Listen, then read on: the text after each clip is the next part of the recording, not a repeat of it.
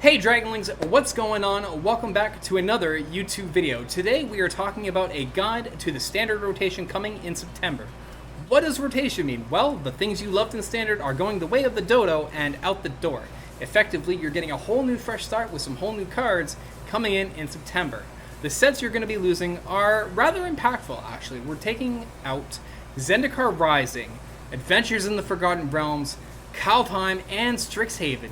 So, you are losing the Snow Permanents, your all kinds of Goldspan Dragons, those build-around decks, those are gone. Adventures in the Forgotten Realms, we're losing the looting cards. We are losing the big dragons. We're losing Shambling Ghast and Deadly Dispute, some of the best draws and one-drops in the meta. Strixhaven's out the door. There goes your Vanishing Verse. What are you going to do? Well, that's what this guide is here today, is to help you about in preparation for the standard meta. And moving forward, it's going to be a whole lot different, but not quite as different as you might think. When is the date for standard rotation? It's happening September 1st in MTG Arena. That means everything that you've come to love in those sets I just mentioned, gone. So how can you best prep for this? What do you need to know and what do you need to be on the lookout for with the new set coming in for Dominaria United and the interchange of all the old sets into the new one? Well, first off, you want to understand what's actually happening with your cards in MTG. Your cards aren't just going to be gone. They are still going to be accessible. Your standard cards are actually available to play in Historic and Explorer. If you're not familiar with what those modes are, they're the eternal formats of Magic the Gathering Arena. That means you can play with your older cards and older decks that you used to love in the standard meta in a whole other way against some of the older decks as well that kick in there. So if you're still wanting to run Expressive Iteration and Vanishing Verse, well, let me tell you, maybe not Expressive Iteration, but Vanishing Verse you definitely can. And certainly decks do utilize a lot of those powerful cards that were in there. So be sure to check out the Eternal formats. Maybe your deck pops up to be the next big thing in Explorer or Historic. You never know.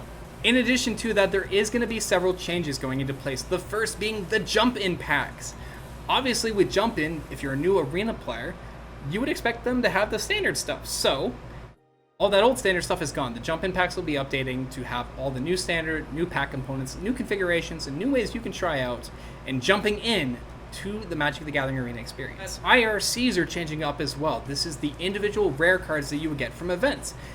Usually these would have the current standard cards. So obviously all the stuff that's in Zendikar, AFR, Kaldheim, and Strixhaven, those are being pushed out, and instead new stuff from Dominaria is going to be available in. So with the reduced card pool, it's actually a really good time to try to pick up some select individual rare cards from those expansions that you can redeem. So, here are my 5 tips on how you can best prep for the standard rotation meta. Oh, my first tip to starting off in a new meta, even just the transition before, doing the play-in event, doing the drafts. Midnight Hunt, Crimson Vow, Kamigawa Neon Dynasty, and Streets of New Capenna are all still legal. They still have cards for your collection. You need that Titan of Industry. There's a draft you can try to do. It is also a good way to build up your collection in rares otherwise, so you'll have more cards to play with in the future instead of just constantly spending your wild cards. Even going back, Wandering Emperor. I know I'm talking about mythics here, but there is the chance in a draft you will pull it. Even just grabbing simple commons that you may want to try out, building up your uncommon collection, doing Streets of New Capenna to try to get those rare lands, the play-in events for the wild cards or additional gold. All of those will help you build up your MTG collection for the current standard sets that are still going to be around after rotation. Number 2, review the decks that are going to have changes to them. So decks like Esper Midrange, Mono White Aggro, Boros Aggro, Mono Green Stompy, those are some of the biggest decks that are having impacts of cards leaving the meta, even Orzhov Midrange. Like we talked about Vanishing Verse earlier. So understanding what cards are rotating gives you a better understanding of what gaps to fill in a deck. Check out the holes that are being filled. If we take a look at Mono Black Control, for example, Mono Black Control is losing its Snowlands, it's losing its Eye Twitch, its Shambling Ghast, its Deadly Dispute. That's 2 effective 1-drops that both generate either mana advantage or card advantage, along with Deadly Dispute being mana ramp and card advantage in addition to that. So analyzing what a deck is losing will help you check into the areas of cards you can choose to replace them to keep the deck at the same level or adjust it into a new frame of mind. While the Snowlands are gone, obviously you still do have the basics. You won't be playing Blood in the Snow anymore, but Invoke Despair is still a very strong card that is played in that deck. So one thing you might do for Mono Black is instead of playing it as a control shell, play it as a grind shell. Focus it on being an Invoke Despair style deck, have some new 1-drops kicking in, still run those Meathook Massacres, Play your Graveyard Trespassers and some Shakedown Heavies, and you might find the deck still performing pretty well.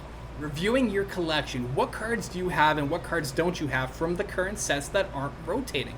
Are you missing the big ticket items? Are you still missing your Meat Hook Massacres? Are you missing your Ledger Shredders?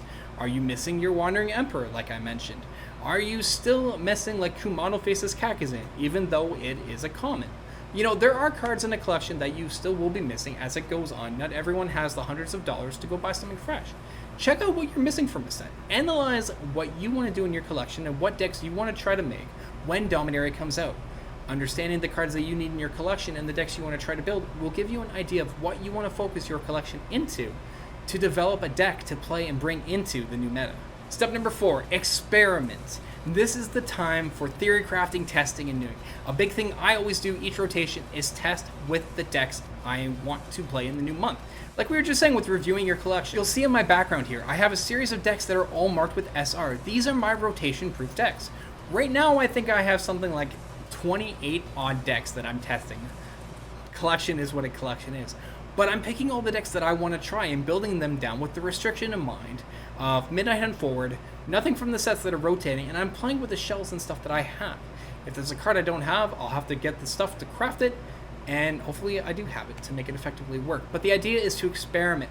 Push the challenge on yourself in a restrictive deck building way so that you can try to make a deck with just the cards that are sticking around and see what kind of deck you can come with. I think. In step number 5, lastly, theory crafting. Keep an eye out as Dominaria spoilers come out for individuals that are theory crafting new decks, posting combinations or combos, saying what cards will be good, what cards will be bad. Check out set reviews.